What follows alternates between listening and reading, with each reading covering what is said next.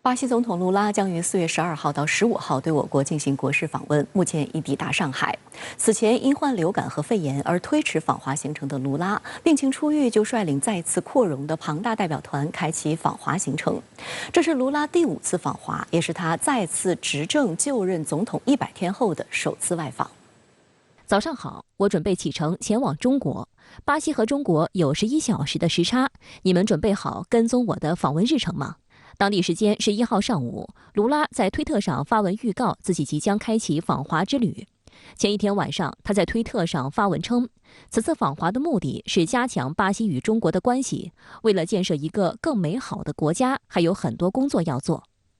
3月下旬，78岁的卢拉因病推迟了访华行程，现在病情初愈，立即启程，反映出卢拉对这次访华的强烈期待。外交部发言人汪文斌11号在记者会上表示，卢拉总统因病推迟访华后，中巴双方一直就有关访问事宜保持密切沟通。卢拉总统康复后不久，即率大型代表团来华进行国事访问，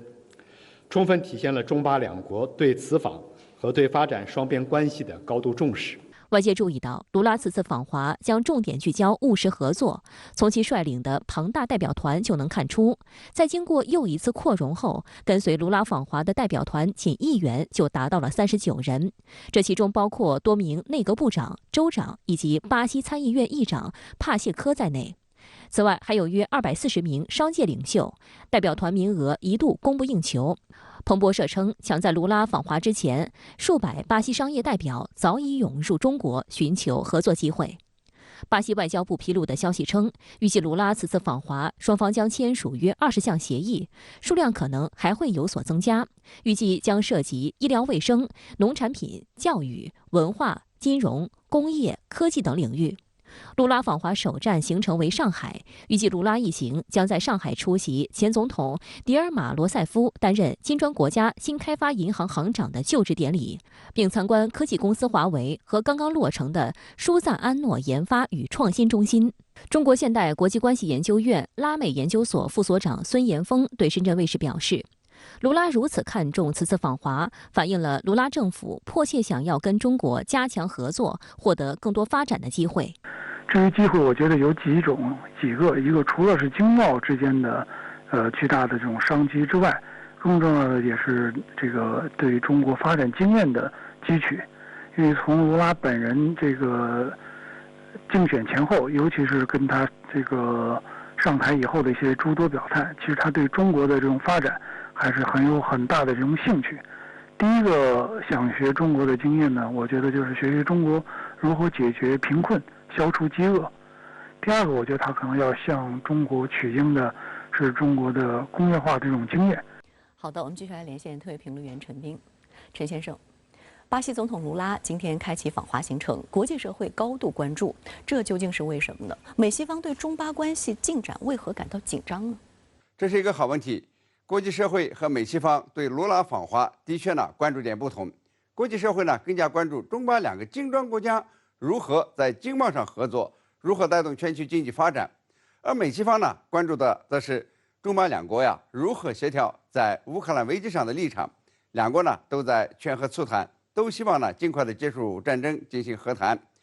美国情报泄露事件以及欧洲大国法国率先表态要中国发挥作用，以便尽早的结束俄乌冲突，这都让人感到美国要乌克兰长期打下去的主张是越来越不受人待见。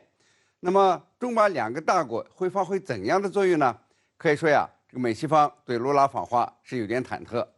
我们从国际社会的关注点来看卢拉的第一站到上海，出席巴西前总统罗塞夫就任金砖国家开发银行行长的就职典礼。这意味着金砖国家将按照自身的经济发展要求制定相应的政策，包括金融政策。金砖国家走自己的路，对于美国霸权和西方地缘战略来说，就是一种稀释，为多元共存的新秩序提供了范例。因为金砖国家中包含了各种政治制度和意识形态，金砖国家能够合作共赢，那么美西方所谓的民主与专制的水火不容就无立锥之地了。世界各国可能会更加的倾向于中国倡导的人类命运共同体理念，金砖家也可能延展。卢拉这次访华呀，还率领了大型的代表团，有140个行业的近300名代表，还有多位政府部长和数位州长。按照巴西方面的说法呢，就是两国呢要签署20多项合作协议。卢拉呢在出行前说呀，这趟国事访问行程很满，要加强跟最大贸易合作伙伴中国之间的联系，扩大与中方的合作范围。其中呢还透露要参观华为等中国企业，这都意味着呀，中巴2个大国会加强合作，自己掌握自己的命运，不会呢太在意美国什么立场，欧洲什么看法。这正是100年未有之大变局的一个缩影。西方中心路呢，在淡化立体多元、跨越时空的新型国际秩序呢，在冉冉的上升。好的，也谢谢陈先生跟我们共同在线分享您的观点，谢谢。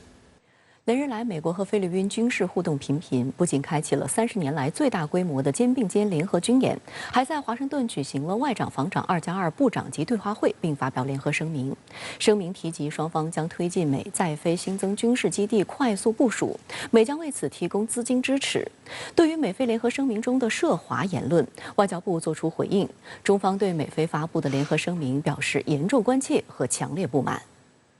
当地时间11号，美国国务卿布林肯和国防部长奥斯汀与访美的菲律宾外长马纳罗和防长加尔维斯在华盛顿举行2+2对话。这是该机制自2012年4月启动以来的第3次聚会，也是继2016年1月后，时隔7年一键重启。在会后的联合记者会上，马纳罗说，美菲双方将加倍致力于实现非美同盟现代化。在赴美前，马纳罗曾表示，马尼拉希望在此次美菲2+2对话上与美国建立更强劲的经济关系，并希望美国能在非农业、粮食安全、清洁能源、交通和数字基础设施领域有更多投入。深圳卫视注意到，比起经济合作，此次对话会更重要的目的是推进两国军事和安全合作。布林肯在记者会上就声称，美国承诺与菲律宾站在一起，反对任何恐吓或胁迫，包括在南海，并维护一个受国际法管辖的地区。奥斯汀则透露，双方讨论了优先防御平台的交付，包括雷达、无人机、军用运输机以及沿海和防空系统等。当天稍晚时，美菲发表了联合声明，其中提及，在美国的资金支持下，双方将推进美国在菲新增军事基地快速部署。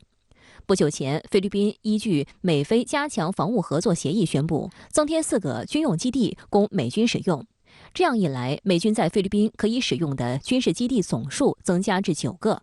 根据该协议，美国获准进入菲律宾基地进行联合训练、预先部署设备以及建造跑道、燃料储存装置和军事驻防等设施。令人侧目的是，这4个新基地分别位于吕宋岛北部卡加延省、伊莎贝拉省以及巴拉望省巴拉巴克岛，选址极具战略意义。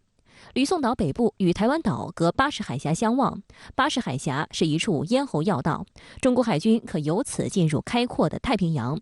美国军舰也可由此进入南海。